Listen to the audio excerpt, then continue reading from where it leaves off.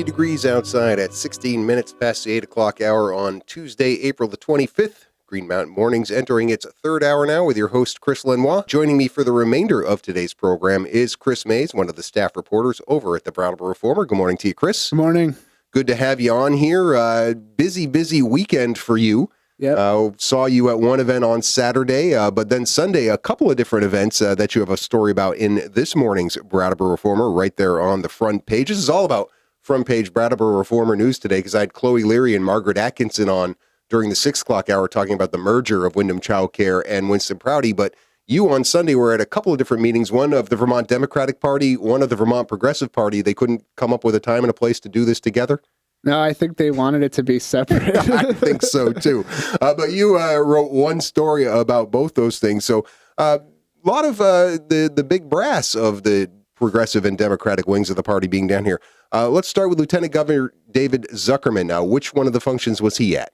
He was at both of them. He attended both. Okay, well, like the good progressive Democrat that he is, yeah. he was certainly going to both, and with a message of participation. Yeah, especially with what's going on in the national politics arena. He had the message. He wanted people to get involved and contact their legislators, contact people to contact their legislators, and he really said that at both meetings. How was the turnout how was the turnout first at the graduate school meeting? Was that the one chronologically that took place first, or was it the one at the co-op? Okay, and that one was the Democratic meeting, right? Yeah, there were a lot of lawmakers there, state reps and senator, one senator, Jeanette White, and the room was pretty much full. Yeah, of citizens as well, of people who he's trying to get the message out to. Yeah. Was he talking about any specific policy issues or any specific issues in general, or was it just kind of an overall, hey, if you get more involved? I mean, I think that's a great quote when he talks about budgeting 3 hours for democracy and making one phone call a week to talk with lawmakers can really help expedite the process just by knowing your constituents, what they feel, how to vote. But did he emphasize any specific issues? I don't think he really went into much there because there were a couple speakers. The Vermont Democratic Party committee chairman was there, so he had some time. And then they broke off into groups to discuss the future of the party. Okay.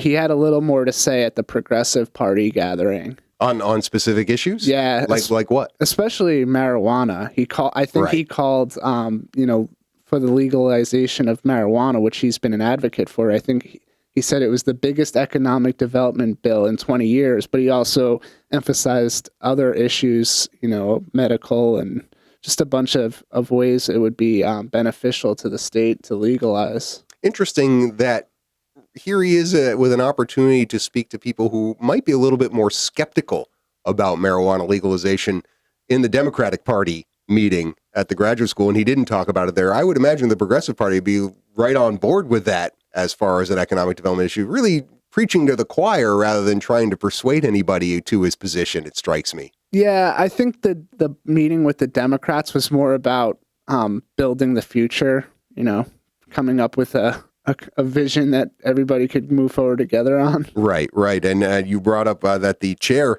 of the Vermont Democratic Party, Faisal Gill, was there as well. Now, I know he'd been down in the Deerfield Valley before. Was this his first visit to Brattleboro?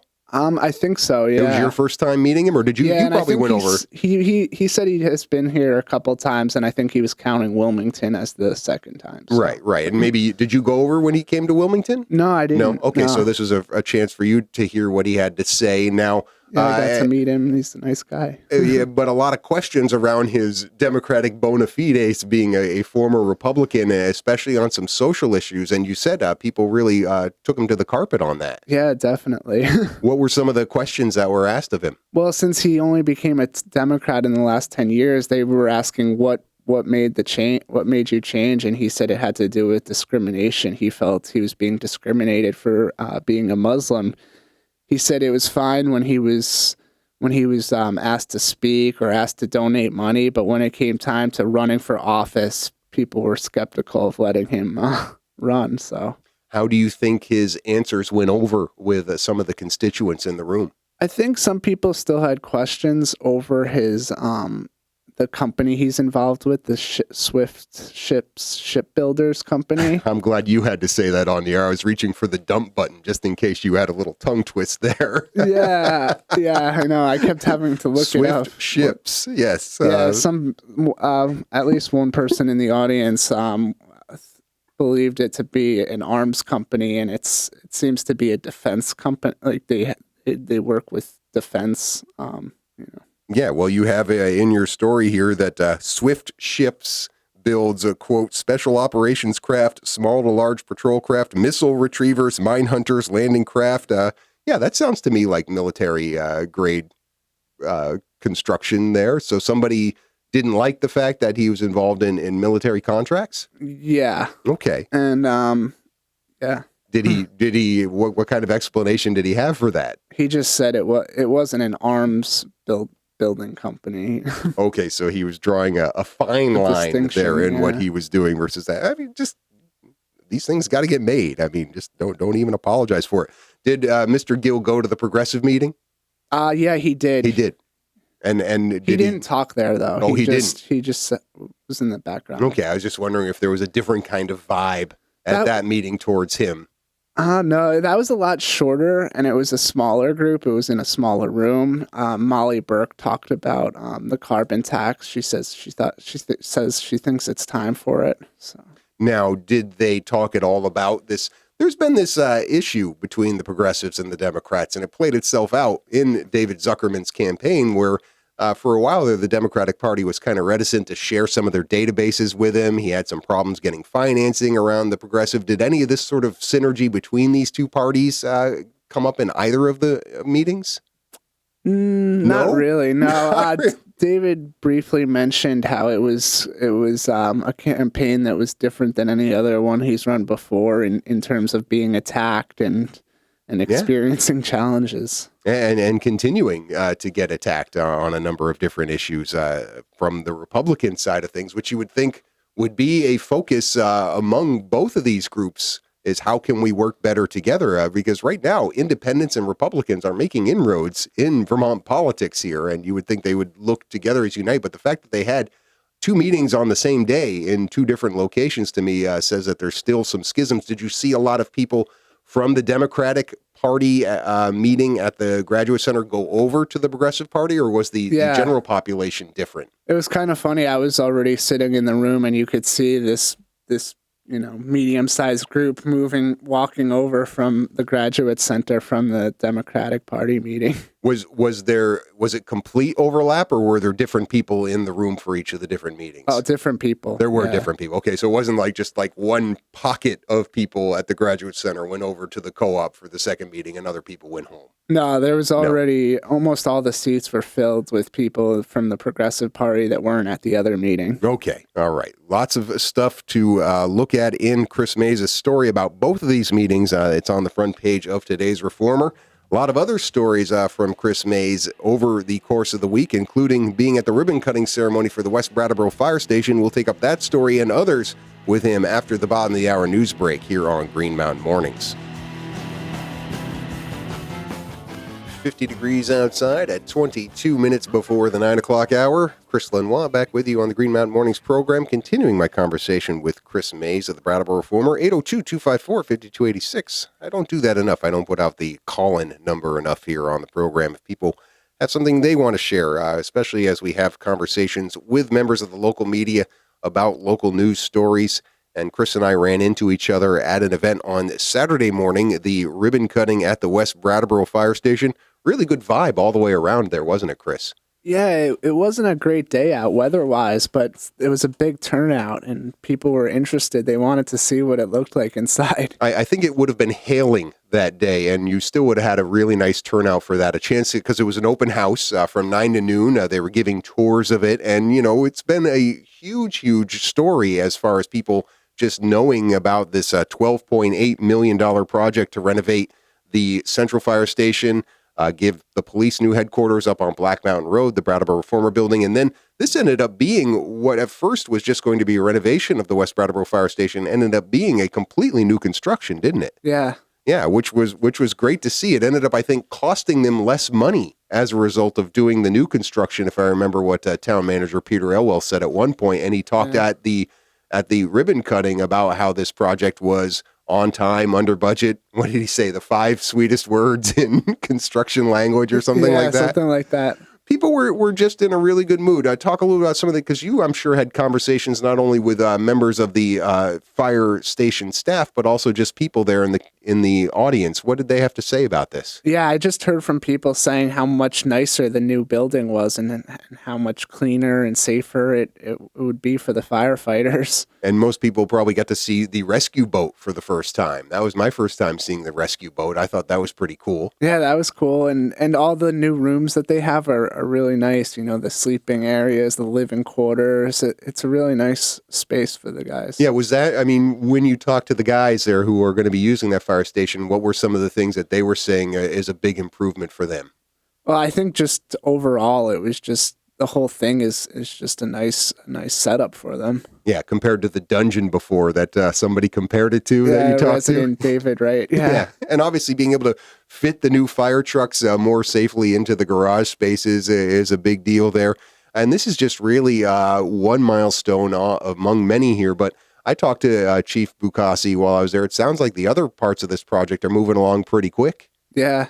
What did you hear as far as for the Central Fire Station and the police station? Because those are really parts 2 and 3 of this $12.8 million project. I think those are in the same situation in terms of scheduling. They're on schedule. The police are going to move in August, and they're going to demolish the existing West Brattleboro station once Central Fire is complete. Yeah. Now, they still give not daily updates, but regular updates at the select board meetings every other Tuesday. That's always an item on the agenda. If people want to know what's going on with the police fire facility project, that's always there to discuss and give updates on, and a chance for the public to ask questions at that board meeting. Want to turn to the select board meeting last Tuesday now, because a couple of stories coming out of that, including one about the Bradley House project. During last Tuesday's meeting, the select board adopted a grant agreement resolution for accepting a $450,000 grant from the Vermont Community Development Program. Talk a little bit about what this money is going to go towards for the Bradley House. It's a $5 million redevelopment project, and it's going to add a couple units and make rooms bigger for the residents there. Yeah. And there was a lawsuit, which I actually don't recall. If it was in the news, I just kind of omitted it, or it went out of my brain here. But some of the neighbors had a problem with this renovation project and were threatening a lawsuit, or actually did file a lawsuit. Yeah, they filed it in E-Court, environmental court. A lot of people came out with concerns at the DRB meeting, but the person who filed the lawsuit had issues with the easement on the property. The other issues were kind of ironed out in the process, the local process. Yeah. And specific to what with the plans? The Bradley House has been doing what it's doing as far as its mission of filling the population, providing housing for these seniors in that space for a while. So it's not like it's all of a sudden a different use for the facility. What did the neighbors have a problem with? Well, they were afraid that there was going to be more traffic and noise and lights and all, but the lawsuit was about, oddly enough, it was about the access to the property. About the driveway? Yeah. They were going to put a basketball hoop up? What was the... I'm not sure. No, they just, but that was all ironed out. The neighbors are fine now. They understand this is a business and the business needs to grow, whether it's a nonprofit or not a nonprofit here. They need to do these things in order to continue to operate. Yeah. Yeah. So that's all settled, and they're going to be moving forward. What's the timeline for the Bradley House project? I know they're having a groundbreaking ceremony on May 1st. Construction is supposed to start this week and then finish up in June of 2018. There's two phases of the project. Right. So people are going to be seeing some construction out there at the Bradley House location. And if they're wondering why, then it's for the betterment of all the work that they're doing there. Now, another project not getting underway, and you and I talked a little bit about this Orchard Street property on a story you did for the previous Development Review Board meeting when they rejected, what was it, a naturopathic practice that was supposed to be at this residence on Orchard Street? Yep.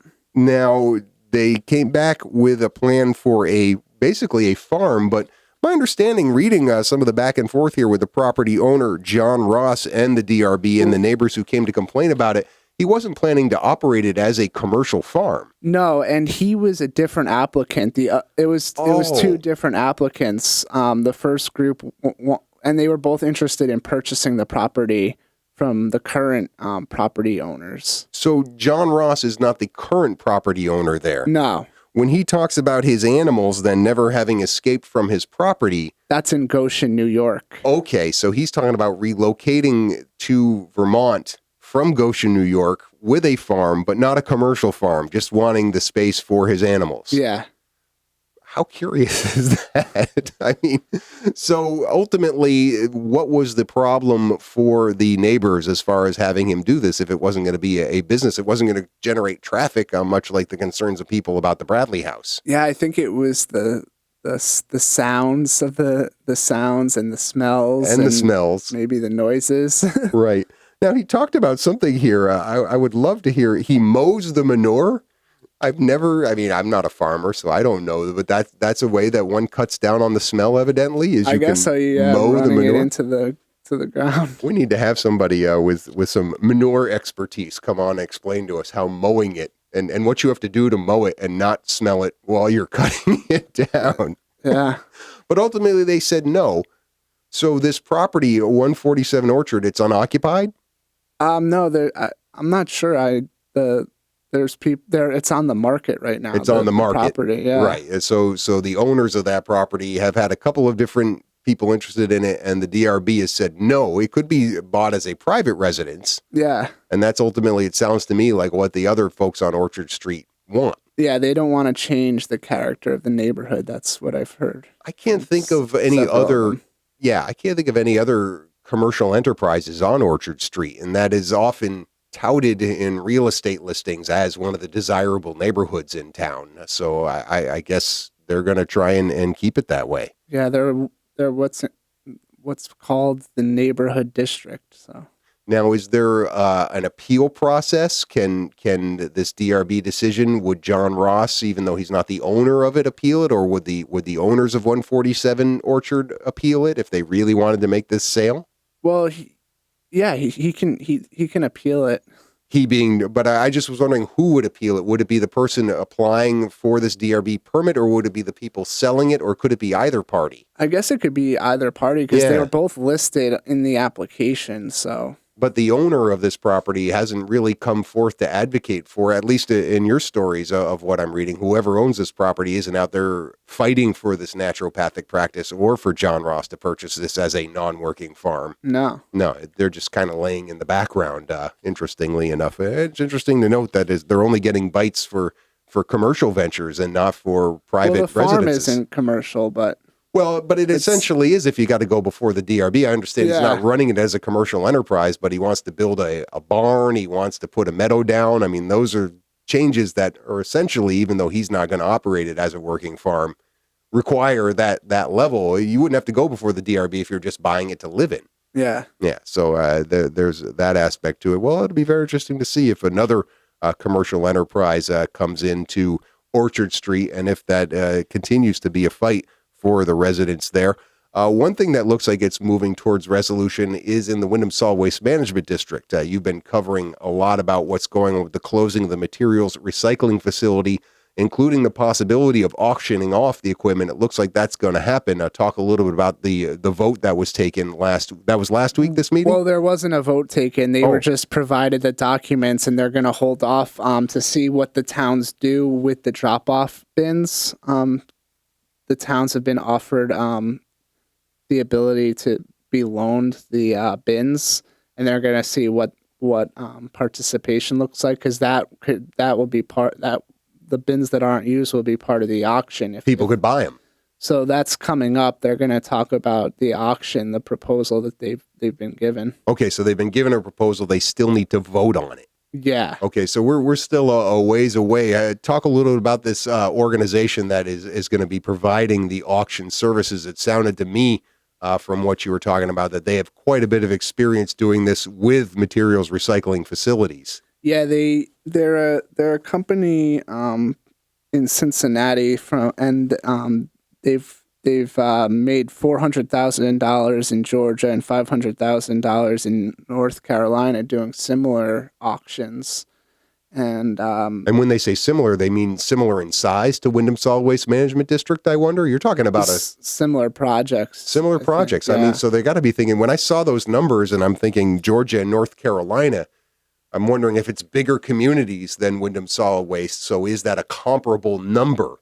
But it sounds like it is if they're saying similar projects. Yeah, and but the issue here is they're going to have to reverse a vote taken in December when they decided to close the MRF. They said, let's mothball the facility for a year. So if they want to do this auction sooner, they're going to have to re-vote on it. Now, how does the Brattleboro contingency feeling about that, since they've been so adamant on making sure the MRF stays closed? Will they change their vote in order to make sure this auction happens? Well, it's about mothballing it. So I think that they will be in favor of the auction. Right. And it's a new board now. So yeah, whatever happened on the old board. Sorry, I'm just quoting David Gartenstein against himself on that.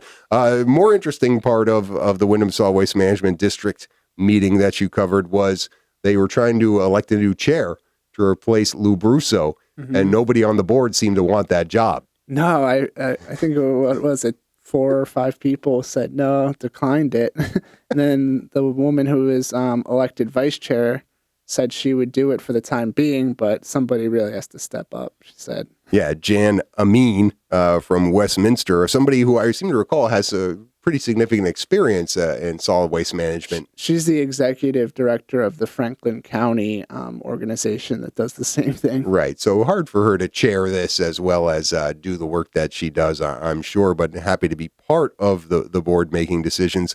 But usually when you have these nominations happen at meetings like this, it's kind of a formality. You have your, off the side conversations. Okay, you want to be chair? It doesn't sound to me like any of those conversations happened. People were just nominating people and everybody's like, nah, I don't want to do it. Well, they were having those conversations for the few weeks after Lou Brusso announced his resignation, and they were still having them when people were leaving. So I think they're trying to convince people. I know the executive secretary, I'm not sure her exact title, but she was saying, I'll help whoever takes the position. Yeah. And it won't be that hard, I guess. It's critical time. I mean, you're talking about the fluctuation and changes here in solid waste management. It really needs somebody to step to the forefront here. And you got to hope that somebody's invested enough that they want to do this and help guide all these different towns. I mean, there's a number of different towns here that are invested in this. They really need that leadership. Maybe by the next meeting, they'll get that settled, and you'll certainly be covering that for the Reformer. Talk a little bit about some of the stories coming up with your byline this week, Chris. Well, I talked with the spokesperson at Mount Snow yesterday, and they're going on a huge hiring spree with all the construction going on there this summer, and as well as their regular summer operations. And it's interesting because there's some full-time job opportunities available, which hasn't always been the case. Yeah, absolutely. Year-round opportunities are hard to come by at ski resorts, but they do try to continue to be a 4-season resort over in your neck of the woods there in the Deerfield Valley. Yeah. All right. Well, good stuff as always talking to you on a Tuesday morning, Chris. We'll talk to you again in a couple weeks. And you can read his stories in the print edition of The Reformer and online at reformer.com. We'll be back to wrap up this edition of Green Mountain Mornings right after these messages.